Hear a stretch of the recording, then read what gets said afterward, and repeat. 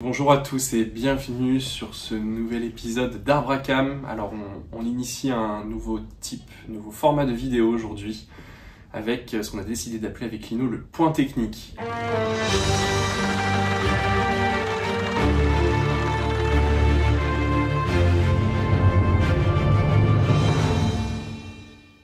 Aujourd'hui on a décidé de parler d'un élément essentiel qui permet à nos véhicules de rouler. Les carburants.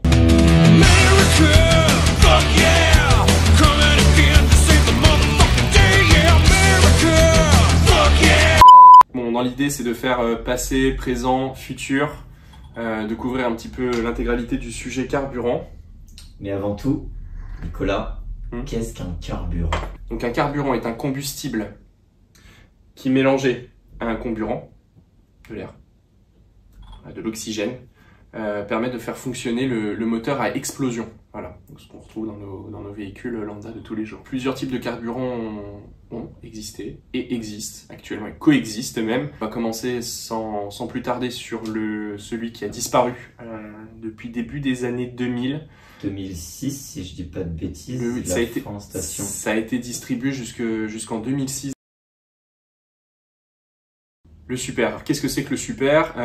Ça rappellera aux vieux qui regardent, personne d'un certain âge, le début des départs aux vacances parce que ça avait une odeur assez particulière. Donc le super, qui était tout simplement de l'essence plombée. C'est quelque chose qui n'existe plus aujourd'hui et qui a été remplacé progressivement par le sans-plomb 95 et sans-plomb 98. Le super était utilisé sur les véhicules antérieurs à 1986. Exactement.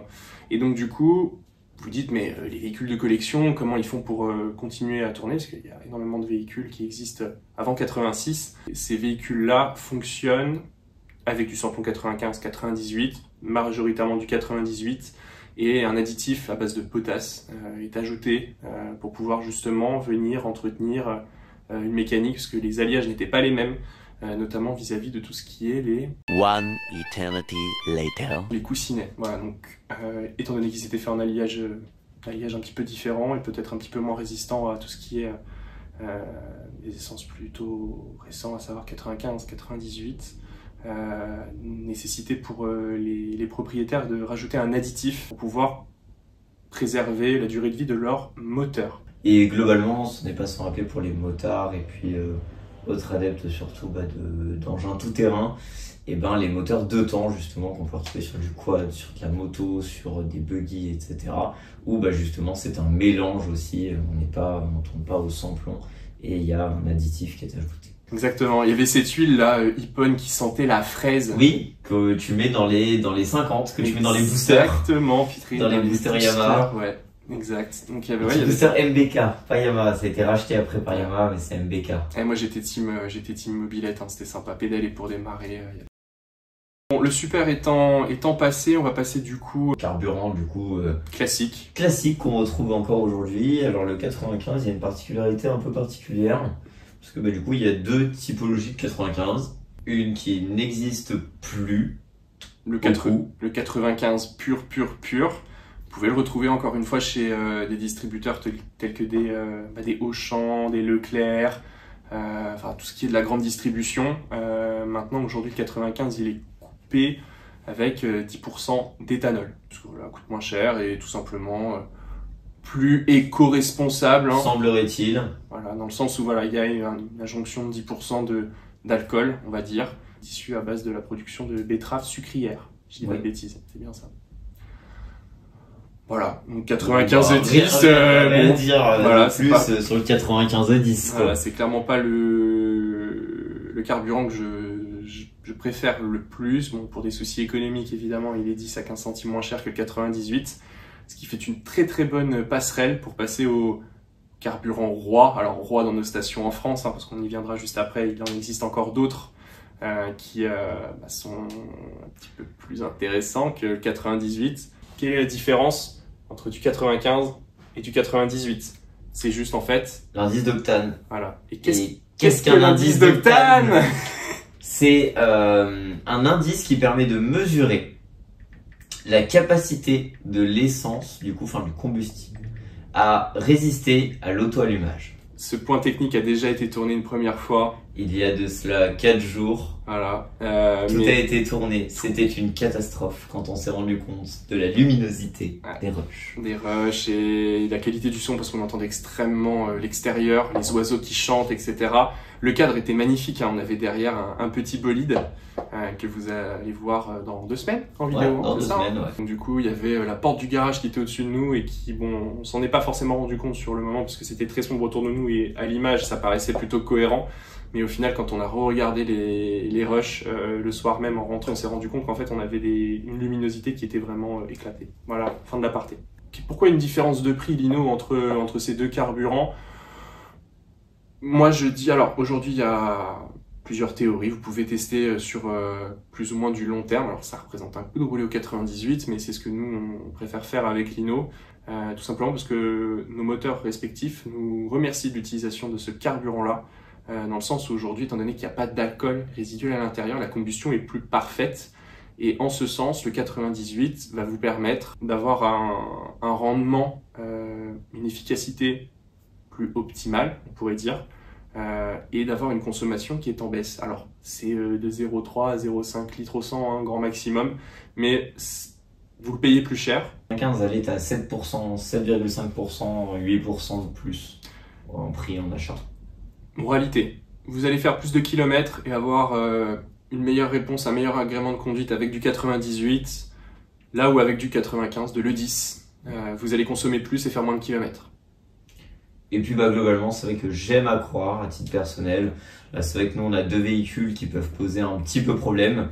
Le sien étant voilà d'avoir un 1 litre de PureTech, le mien étant d'avoir un véhicule reprogrammé, qui du coup m'a été formellement interdit de rouler au 95. Ça t'est interdit de rouler au 95?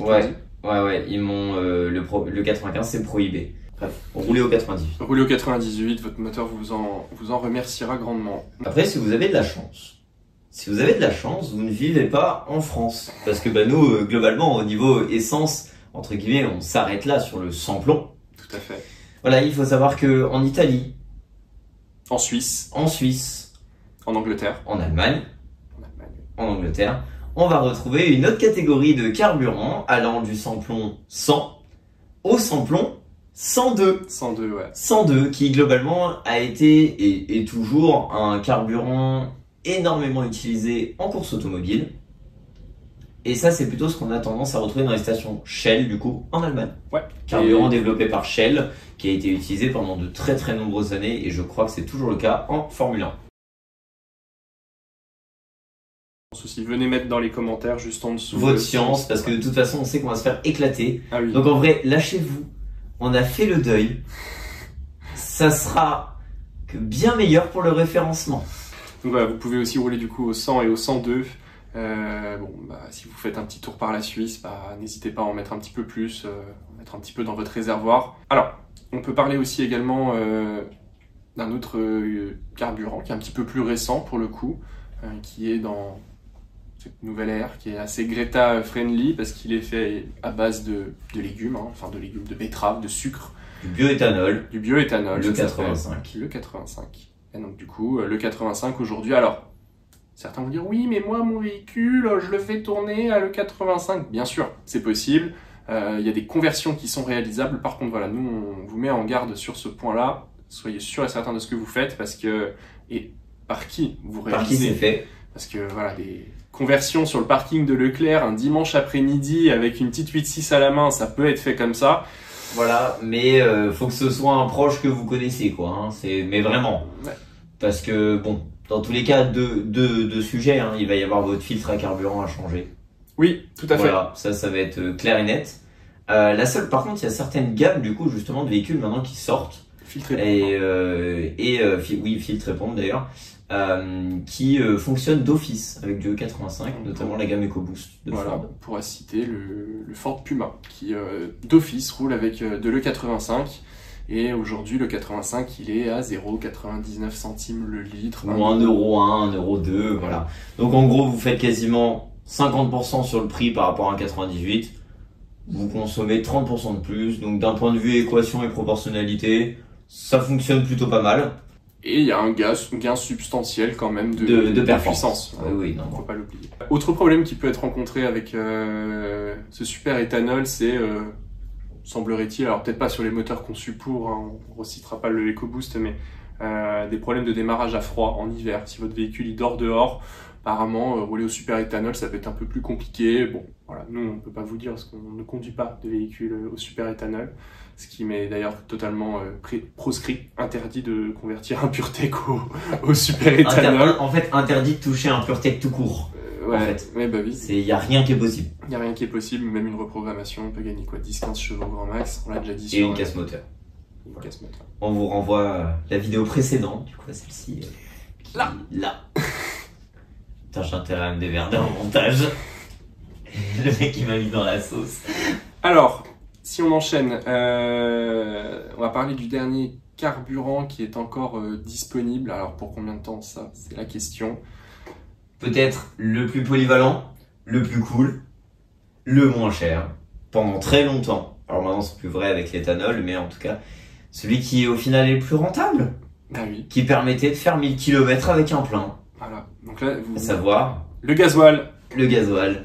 Conçu pour les moteurs diesel. Alors le gasoil, le carburant maître pendant des décennies, peut-être même pendant plus de 50 ans en France. On est des gros dieselistes. Alors PSA hein, pour les citer, mais aussi Renault. Renault le DCI. Le DCI increvable. Increvable, tout dépend lequel, hein, mais bon, increvable. Non, le mien était oui. Moi c'était pas trop ça, c'était pas trop la mécanique chez Renault qui m'a flanché. Qui a flanché, c'est le mécano. C'est plutôt le mécano, exactement. C'est le mécano. Qui n'avait pas très bien resserré le bouchon d'huile moteur après la dernière vidange.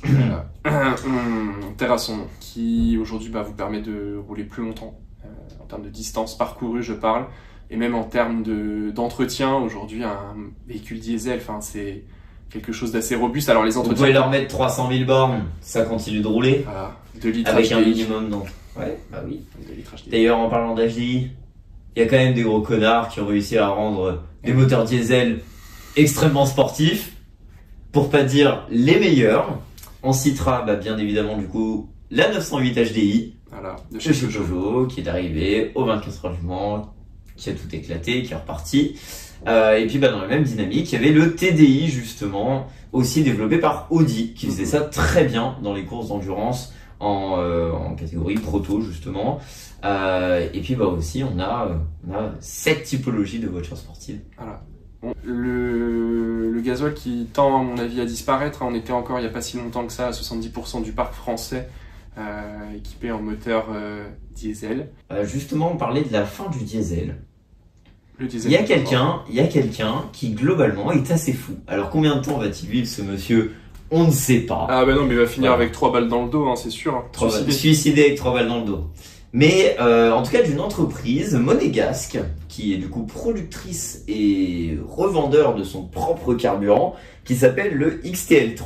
Exactement. Alors le XTL30 est un gasoil de synthèse, messieurs dames, et oui.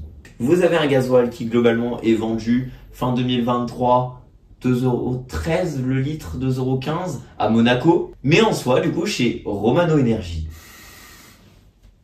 vous avez quand même la possibilité de continuer à rouler avec un véhicule diesel. Et ils vont même jusqu'à du coup équiper aussi le Stade Louis II. Les chauffages du Palais aussi, Princier de Monaco sont avec ça. Enfin voilà, donc en fait c'est aussi de l'énergie, du BTP, etc. Donc c'est vraiment Monaco tourne au diesel de synthèse. Et c'est fabriqué à base de plastique, déchets plastiques. Tout est du recyclé. Ouais, tout est recyclé en fait, et c'est du gasoil paraffinique, et il y a une vidéo assez... il est passé sur Turbo, on pouvait retrouver cet extrait-là assez facilement sur les réseaux. On vous le joindra en description. Et donc du coup, on le voit justement, alors c'est pas Romano, je sais plus comment il s'appelle exactement. Il est là, il fait, mais ouais, ça c'est... Voilà, et en fait, il en a sur la main, il se lèche la main au calme. Voilà, mais vous pouvez le manger, bah oui, évidemment. Bah oui. Non, quel génie, encore une fois, grand respect à ce brave homme qui dessine encore un avenir pour une catégorie de véhicules qui, semblerait-il, est sur le déclin par rapport aux différentes normes, taxes et obligations vis-à-vis de l'Europe. Lui, surtout continuer à rester sur du thermique, C'est une autre solution pour qu'on reste sur du thermique en fait. Tout à fait. La compétition est vraiment aujourd'hui, promeut énormément les nouveaux types de carburant. Et notamment depuis 2 ans maintenant, il y a eu la présentation par Total Energy. Exactement, Total Et Energy. Et ça. Vive la Cocorico. France. Voilà, je vous le dis justement aujourd'hui, dans cette magnifique veste que j'ai achetée à la fameuse édition où ils ont présenté ce carburant. Exactement. Au Mans 2022. Ils vont faire du coup, et dès cette année, vous allez avoir le premier proto aux 24 heures du Mans qui va rouler à l'hydrogène. Ouais, cette année à l'hydrogène, et depuis l'édition où tu es allé, il roule avec ce nouveau carburant. Il s'agit en effet de l'Excellium Racing 100, qui est du coup développé à base de vigne. Donc là, on a la France, entreprise française, production française, et du coup la France demain, premier exportateur de carburant au monde. Au revoir l'Arabie Saoudite, au revoir le Qatar. On n'a plus besoin de vous. Parce que c'est vrai que du coup, sur 2024, l'hydrogène, il y a quand même un petit problème à la mise en circulation sur un côté plus civil. Parce que ça peut péter. Ça peut exploser quoi. Là, c'est pas juste inflammable. Donc il faut, c'est globalement la caisse, elle sort avec. Je vais juste montrer ma belle veste avec mon drapeau français. C'est bien, et l'écurie alpine qui revient cette année quand même en WEC. Il va y avoir le premier véhicule, le premier proto qui va rouler sur le circuit du Mans. Et donc du coup, c'est en 2026 que la FIA, va justement homologuer ce carburant en fonction de ce que ça va donner justement pendant le premier roulage cet été au Mans. Donc n'hésitez pas à prendre votre billet. Je pense qu'ils doivent tous être sold out. Pour une raison très simple, quand on voit la liste des hypercars présentes, globalement un retour de Porsche en hypercar. Justement, en parlant de Porsche, en parlant de marques qui se lancent sur je vais dire des énergies renouvelables pour le coup, quoique si un petit peu quand même, Porsche est en plein développement, on va dire pas construction, mais en plein développement d'un nouveau carburant de synthèse pour pouvoir alimenter leur moteur. Qu'est-ce que ça va donner? On ne sait pas. Mais il faut savoir que Porsche, oui, va pouvoir développer son carburant. Surtout vis-à-vis de carburant, il y a quelque chose qui me fait un peu kiffer. C'est le parallèle avec Cars 2. Mais dans Cars 2, pour celles et ceux qui n'ont pas vu, déjà, franchement, vous avez perdu un moment de votre vie. Il faudrait peut-être le voir. Et dans cette compétition du coup de automobile, ils utilisent un carburant de synthèse qui s'appelle la linol, qui serait typiquement globalement développé à partir de matériaux entièrement naturels, récupérés par un milliardaire, etc. Enfin bref, je vais pas vous refaire tout le synopsis de Cars 2. Mais en tout cas, ce qui est assez drôle, c'est que du coup les propriétés sont très proches de l'Excellium Racing 100. Voilà. Dans le sens où ce serait naturel, récupéré comme ça, raffiné. Qu'est-ce qu'il nous reste comme carburant Lino à voir? Alors il y en a un que j'ai en tête. Il n'a jamais pris réellement son envol quand on y pense. Non, ça n'a jamais marché. GPL. Le GPL, voilà. Gaz de pétrole liquéfié. Alors peut-être que parmi vous, il y en a certains qui ont eu des véhicules, mais qui étaient équipés. Mais c'est pas des véhicules qui étaient 100% GPL. Alors, je pense qu'il y en a eu quelques-uns. Mais moi, je me souviens d'un copain qui avait une Clio Campus. Elle roulait au 95-98 et il avait un second réservoir où il rajoutait du GPL dedans. Le truc ne marchait jamais. Moi, j'ai connu dans mon enfance les transports de l'agglomération grenobloise qui roulaient au gaz naturel. Bien sûr. C'était souvent au bord de la route quand même. Après, sur un sujet intéressant, justement, qu'on n'a pas abordé, tu sais, il y a aussi une expression, genre c'est rouler au... au rouge. Rouler au rouge. Donc alternative au gasoil, à savoir rouler au rouge. Donc qu'est-ce que c'est rouler au rouge? C'est tout simplement rouler avec du GNR, gasoil non routier. Du gasoil non routier. Alors pourquoi il est rouge? Tout simplement, alors gasoil non routier, c'est écrit dans le terme, on n'a pas le droit de rouler avec pour la simple et bonne raison que c'était principalement pour des chaudières au fioul. Cependant, ça fonctionne quand même. Voilà, si vous avez un véhicule diesel, vous pouvez rouler au GNR. Pas la même odeur. Pas la même odeur, pas le même prix surtout. Par contre, pas le même prix, intéressant. Oui, très intéressant. Donc du coup, c'est aussi la raison pour laquelle il est rouge, parce que s'il vient y avoir un contrôle de la part de la maréchaussée, s'ils se rendent compte que vous, et c'est pour ça qu'il est rouge, s'ils se rendent compte que ce que vous avez dans votre réservoir est rouge, là par contre ça peut être la cascade quoi. C'est parti pour les grosses prunes, etc. et tout. Bon, Ne le faites pas, mais vous pouvez. et vous pouvez. Mais Alors, ne le faites pas. avec un rendement quand même un petit peu moins intéressant qu'avec Un gasoil un classique. diesel Excellium par exemple. Un diesel, quoi. Diesel Excellium. Ah ouais. Mais oui, tu es mais c'est sûr comme, bah tu vois, t'as 95, Non mais tu es sûr. Oui, non mais tu es sûr que ça s'appelle diesel Excellium. Ah, j'en suis persuadé. Et ça s'appelle pas gasoil Excellium. Oh là, je vais me cacher. B7 Excellium, c'est à peu près le même principe. Entre 95 et 98, il y a deux types de gasoil qui existent. Il y en a un qui est avec des additifs à l'intérieur, ça vous permet de faire quelques kilomètres, ou une bonne poignée de kilomètres en plus. Ouais, bon, globalement, je pense que déjà vous faites 1000 bornes avec un plein classique Facile. de gasoil. Donc avec un Excellium, avec peut-être autant de bornes que vous avez d'argent dans le SMIC. 1100, 1200, ouais, à peu près, ouais. C'est ça, hein. Un SMIC en 2013, quoi. C'est piquant 2013. La précision du terme, tu sais. C'est beau, hein. On espère que cet épisode sur les carburants... Ce premier point technique vous a plu. Mais il faut savoir que du coup c'est un premier point technique, on attend vos retours, tout comme de toute façon c'est le début, donc en fait ça peut pas être parfait. Mais bon, on espère aussi, c'est un concept qui est nouveau, surtout pour nous aussi, donc forcément dans la mise en place du concept, on n'est pas encore tout à fait à l'aise avec ce format-là, mais bien évidemment, comme dans tout, practice makes perfect.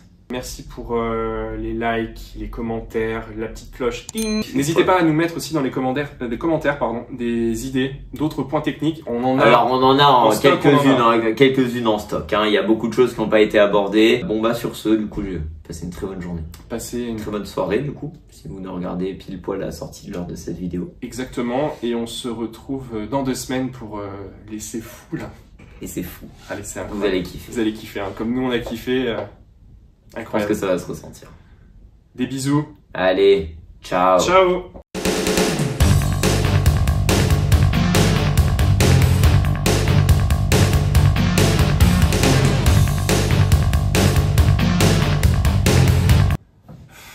On s'emmerde quand même un peu ici. Qu'est-ce qu'on pourrait faire? Allez donc mon Nico. Et toi, tu carbures à quoi? La chartreuse, hein. Y'a que ça devrait. Hein. C'est parti. Putain. On ment pas ici. On ment pas.